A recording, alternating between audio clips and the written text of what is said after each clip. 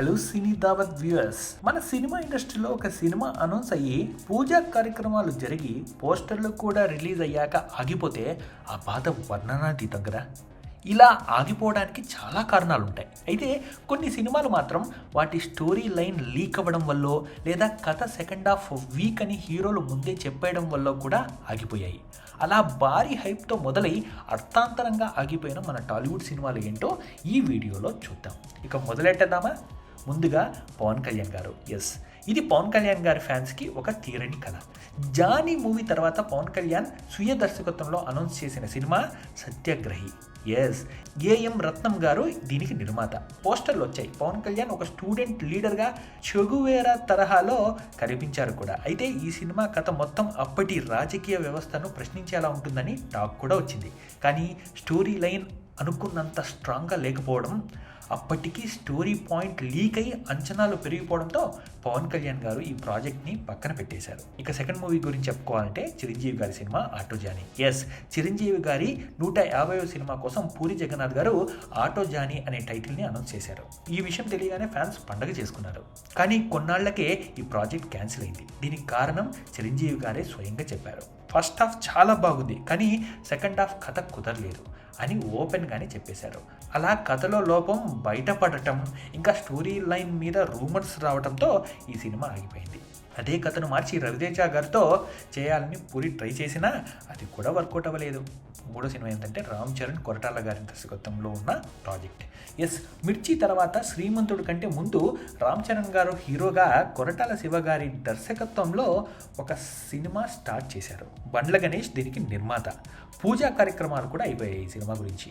కానీ షూటింగ్ మొదలవ్వక ముందే సినిమా ఆగిపోయింది. దీనికి కారణం కథలో మెయిన్ పాయింట్ చరణ్ గారి ఇమేజ్కి సరిపోదని భావించడమే అని కూడా ఒక టాక్ వచ్చింది. సినిమాని ఆపేశారు చరణ్ గారు. ఇక ఆయన గోవిందుడు అందరు వాడేలే వైపు అప్పట్లో వెళ్ళిపోయారట. ఇక నాలుగో సినిమా ఏంటంటే త్రివిక్రమ్ ఎన్టీఆర్ గారి కాంబినేషన్. అరవింద సమేత వీరరాఘవ అనే సినిమా తర్వాత ఎన్టీఆర్ గారు ఇంకా త్రివిక్రమ్ గారి కాంబినేషన్లో మరో సినిమా అనౌన్స్ చేశారు. ఎన్టీఆర్ గారు 30వ సినిమాగా రావాల్సిన ఈ సినిమా ఒక పొలిటికల్ డ్రామాగా అని కూడా అప్పట్లో అనౌన్స్ చేశారు. కానీ ఎన్టీఆర్ ఒక బిజినెస్ మ్యాన్ కమ్ పొలిటీషియన్ అని స్టోరీ లీక్ అయింది. అయితే RRR వల్ల ఆలస్యం అవడం, ఇంకా ఈలోపు కథలో మార్పులు కుదరకపోవడంతో ఈ ప్రాజెక్ట్ క్యాన్సిల్ అయింది. ఈ కథనే మహేష్ బాబు గారితో గుంటూరు కారంగా మార్చారని కాదు, వేరే కథని ఇప్పటికే రూమర్స్ కూడా వచ్చాయి. ఇక ఐదో సినిమా ఏంటంటే వెంకటేష్ గారు. కిషోర్ తిరుమల దర్శకత్వంలో వెంకటేష్ హీరోగా ఆడవాళ్ళు మీకు జోహార్లు సినిమా అనౌన్స్ చేశారు. టైటిల్ లోగో కూడా వచ్చింది. నిత్యా మీనన్ హీరోయిన్. కానీ కథ వెంకటేష్ గారి ఏజ్కి ఇంకా ఇమేజ్కి సెట్ అవ్వదని భావించి ఆపేశారు. అదే కథను కొన్నాళ్ళ తర్వాత శర్వానంద్ గారు ఇంకా రష్మికలతో తీశారు కూడా. స్టోరీ పాయింట్ ముందే తెలియడం, హీరోకి సెట్ కాకపోవడంతో వెంకీ గారు ఈ ప్రాజెక్ట్ నుంచి డ్రాప్ అయ్యారట. ఇక ఆరో సినిమా ఏంటంటే రవితేజ. దిల్ రాజు గారి ప్రొడక్షన్లో వేణు శ్రీరామ్ డైరెక్షన్లో రవితేజ గారి హీరోగా ఎవడో ఒకడు అనే సినిమా గ్రాండ్గా లాంచ్ అయింది. ఫస్ట్ లుక్ కూడా వచ్చింది. రవితేజ ఇందులో లెక్చరర్ అని స్టోరీ లీక్ అయింది. అయితే రెమ్యునరేషన్ ఇష్యూస్తో పాటు కథలో కొన్ని మార్పుల విషయంలో డైరెక్టర్కి హీరోకి పడకపోవడంతో సినిమా ఆగిపోయింది. ఆ తర్వాత ఆ కథను మార్చి నాని గారితో MCA అని కూడా తీశారు. అది ఇండస్ట్రీ హిట్ కొట్టింది. ఇది కూడా ఇండస్ట్రీలో ఒక పెద్ద టాక్గా మారింది. ఇక ఏడో సినిమా ఏంటంటే రామ్ చరణ్ గారు. మగధీర లాంటి ఇండస్ట్రీ హిట్ తర్వాత రామ్ చరణ్ ఒప్పుకున్న సినిమా మెరుపు.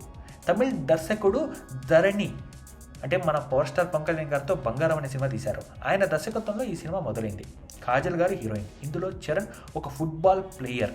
కొన్ని రోజులు షూటింగ్ కూడా జరిగింది. చరణ్ లుక్ కూడా బయటకు వచ్చింది. కానీ బడ్జెట్ ఎక్కువ అవడం, కథ మీద చరణ్ గారికి ఇంకా చిరంజీవి గారికి పూర్తి నమ్మకం లేకపోవడంతో ఈ ప్రాజెక్ట్ని మధ్యలోనే ఆపేశారు. అలా మెరుపు వెలుగులు చూడకుండానే మాయమైపోయింది.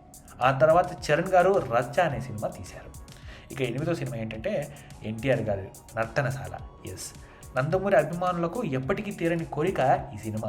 సీనియర్ ఎన్టీఆర్ గారి డ్రీమ్ ప్రాజెక్ట్ అయిన నర్తనశాలను బాలకృష్ణ గారు డైరెక్ట్ చేస్తూ హీరోగా నటించాలని మొదలుపెట్టారు. సౌందర్య గారు ద్రౌపదిగా, శ్రీహరి గారు భీముడిగా, బాలయ్య గారు అర్జునుడిగా షూటింగ్ కూడా స్టార్ట్ చేశారు. కానీ సౌందర్య గారి ఆకస్మిక మరణంతో ఈ సినిమా ఆగిపోయింది. కొన్ని సీన్స్ షూట్ కూడా చేశారు.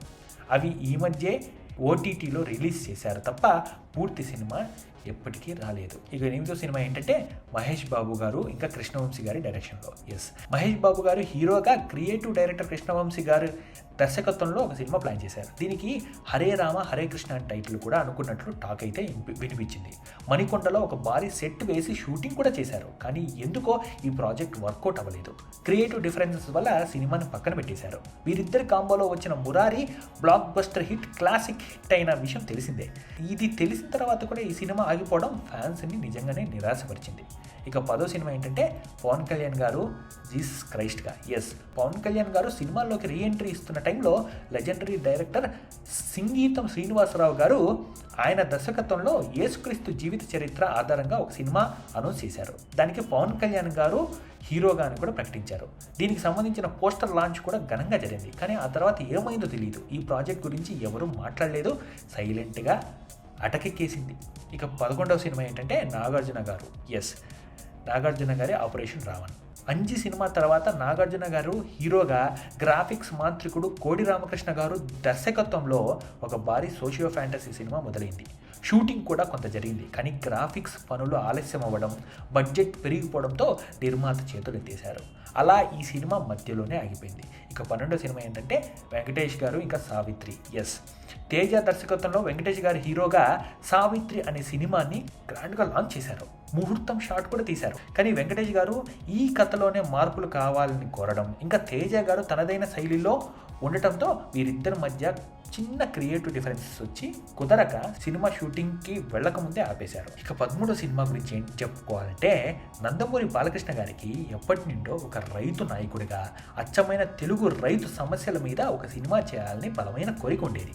ఆ కోరికను నెరవేర్చడానికి క్రియేటివ్ డైరెక్టర్ కృష్ణవంశీ గారి చేతుల మీదుగా రైతు అనే అద్భుతమైన కథను సిద్ధం చేయించుకున్నారు. ఇది బాలయ్య బాబు 100వ సినిమాగా రేసులో కూడా నిలిచింది. అంతా బాగుంది, కానీ ఈ కథలో ఒక ముఖ్యమైన పాత్ర ఉంది. ఆ పాత్రను కేవలం బాలీవుడ్ లెజెండ్ అమితాబ్ బచ్చన్ గారు చేస్తేనే బాగుంటుందని చెప్పి బాలకృష్ణ గారు ఇంకా కృష్ణవంశీ గారు భావించారట. దీనికోసం బాలయ్య బాబు గారు స్వయంగా ముంబై వెళ్ళి అమితాబ్ బచ్చన్ గారిని కూడా కలిశారట.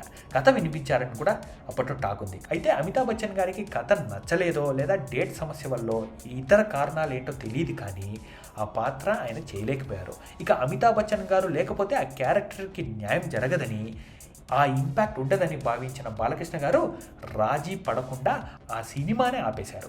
అలా ఒక గొప్ప రైతు కథ మనకి అందకుండా పోయింది. దీంతో పాటు ఈ లిస్ట్లో కలపడానికి మరికొన్ని ఇంట్రెస్టింగ్ సినిమాలు ఉన్నాయి. అవేంటంటే మహేష్ బాబు ఇంకా సుకుమార్ గారి కాంబినేషన్. మన మహేష్ అన్న గారు చెప్పాలంటే ఇది చాలామందికి తెలిసిన విషయమే, కానీ ఆసక్తికరంగా ఉంటుంది. రంగస్థలం తర్వాత సుకుమార్ గారు ఇంకా మహేష్ బాబు గారు వీళ్ళిద్దరి కోసం ఒక కథ రెడీ చేశారు. అంటే వీళ్ళిద్దరి కాంబినేషన్లో ఒక కథ రెడీ అయింది. అది ఎర్రచందనం స్మగ్లింగ్ బ్యాక్డ్రాప్లో సాగే కథ.